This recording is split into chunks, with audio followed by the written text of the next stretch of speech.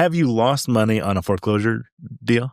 No. You've never lost money on how many foreclosure houses roughly would you say you've bought? Well, from the period of 2008 all the way to, let's say, 2018, I'd say we bought a couple hundred. Yeah. In 08, the sweet time was what? 08 to 2014, 12? Yeah, 14. Yeah. Because then the hedge funds started coming in. They figured this game out. When the hedge funds came out, they actually paid closer to retail than wholesale, so they didn't leave any meat on the bone. Yeah. And you're having to come with cash. Are you putting a line of credit against your rental property and then pulling that out from a cashier perspective? How are you actually funding these?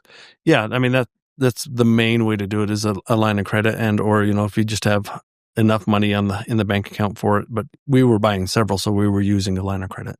Yeah. And that you put against your rental portfolio. Correct. Right. When you're doing that, you're trying to help me understand. Do you get paid? Do you get charged interest? Like you go get all this money out in a cashier's check in the morning, right?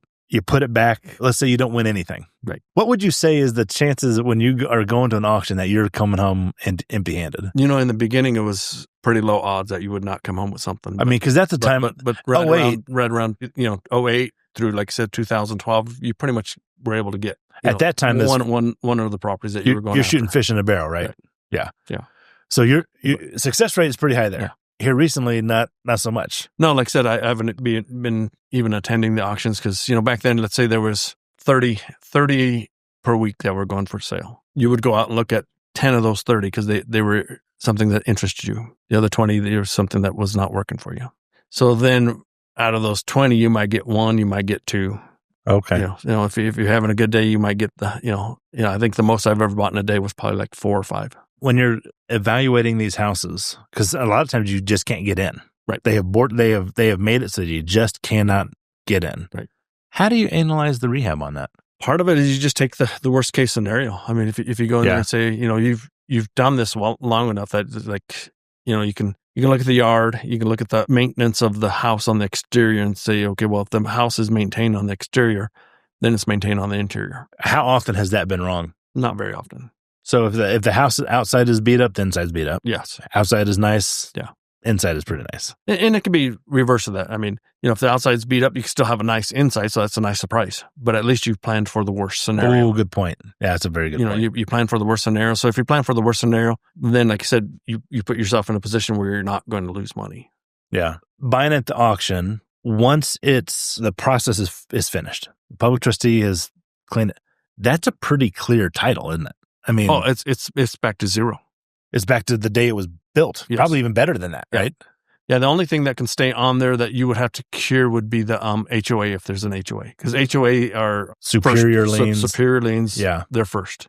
Same even an IRS lien can fall off. I bought a couple properties that had IRS liens. The IRS has a longer time period, like a 90-day time period, to come and redeem the property, but you're out of the public trustee, so they could just redeem it even if you've already fixed it up. The IRS can? Yes. After you've already fixed it up? Right. Have you ever had that happen? I've never had that happen. The IRS has never come to redeem on a property after the public trustees period. I've seen them, not with me particularly, but I've seen them actually take over a property from other investors. Did they, it might be one out of the whole year the whole 10-year period that we're talking about. When they did that, the IRS will then just follow the person, right? Right.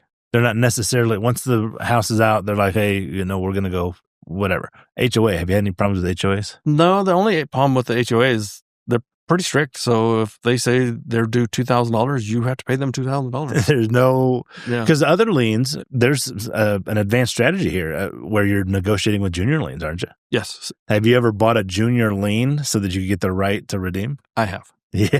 Tell us about that. Yeah. So, you go to the public trustees auction and that there's there's a junior lien. So you go there and there's competition on that property. So you don't even bid on the property. And if the value stays low enough on that property, then I actually have gone to the junior lien and actually purchased that junior lien. And what that does is it puts you in that position. Yeah. So now you have the right to redeem. Right. So then I'm we the one can play this game both ways, right? So I'm the one that then is redeeming the person that actually won it at auction and waiting the 21-day period. And sometimes, and these junior liens will typically sell, I mean, they're not selling for retail, are they? No, you usually can get a discount on it because they want cash today. Yeah. And they have no intention of redeeming it. Right.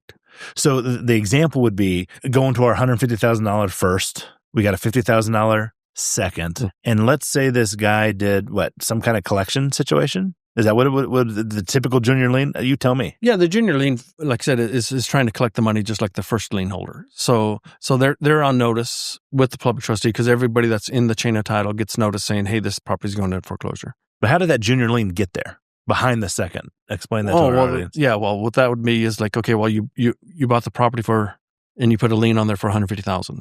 And let's say you've had that property for 5 years, and then you were like, okay, well, I want to do a remodel on the house, so I'm going to go out or I have a bunch of credit card debt, so I'm going to go out and get a second mortgage. And now that I have equity in the house, so I have a second mortgage, so I'm going to get a second mortgage, and I was able to get another $50,000 on it. So I'm still making payments on my first, making payments on my second. The world turns upside down for me, so I can't make payments on any of it. Yeah.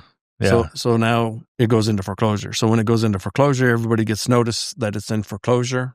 And so the second lien holder knows that they're in a position that they have to cure the first lien if they want to take over the property. But lien holders are not interested in property. They're interested in finance. We had, I don't know what kind of collection it was. It might have been just a credit card collection of some sort. Somehow a collection agency got this lien. It was for like $8,000, right? We went to them and said, hey, the auction's already done. We know what the price is, whatever. We went in and they wanted some money for it. We gave them like $500, bought that lien, and went to the first guy and said, hey, by the way, I'm going to be redeeming this unless you pay me off, right? Right. That $500 turned into $5,000. I leave, and he now had the right. He paid me off. And so that actually gets down to a whole other scenario. So when you're dealing with these banking institutions and you're dealing with foreclosures back in 2008, banks then were trying to get funds back into their bank because they had all this bad debt. So what they were doing is taking second liens that they had, and it's like, okay, well, we have 100 second liens that are in non-performing. So they would actually bulk that together, and then, like you said, they would sell that at a discount to some collection company or some agency out there that's willing to then try to recover that money. And the bank, like I said, the bank's not interested in the house. And then that puts you in that position to where, like, you go to that person that's holding that second lien, and they're like, yeah, well, we bought this for 25 cents on the dollar, so yeah, just give us our 25 cents on a dollar, we're happy. So like I said, you can get a deep discount on that second mortgage. There's so many different angles on this because, again, it's not just the house, it's all the levels. You can't do what's called bid rigging, right? You can't go into an auction and be like, hey, but guys, I'm going to take it for this, you take it for that. You can't do that, right? But what you can do, and it's happened, it's totally legal outside, is someone wins a bid. In fact, the second house I bought from a friend of ours, two friends of ours, Robert Vasquez, my second rental property, I should say, Robert Vasquez and Mike Penny, with Dan Githens. These are guys that are regular auction guys. Right. They won it at the auction. They had the right to, they're waiting that 21-day period or whatever. There were no junior liens. I had talked to them at the auction and then met them at the house. And right there on the house, they assigned their right to buy that house to me for $5-10 They made their money and moved on. I wound up buying the house, and they effectively assigned it and wholesaled it to me. That kind of stuff happens all the time, doesn't it? Yeah, it happens all the time. I didn't get involved in that too much, mainly because I was, able to do my own deals. You were buying for yourself. Yeah, buying for myself, doing my own deals. Well, I kind of hacked it a little bit. I let everybody else do all the homework, and then once I got done with it, I go, hey, would you mind selling it to me? Yeah. So, people out there, just because you're not bringing cash to the auction doesn't mean you can't still buy auction properties. Yeah.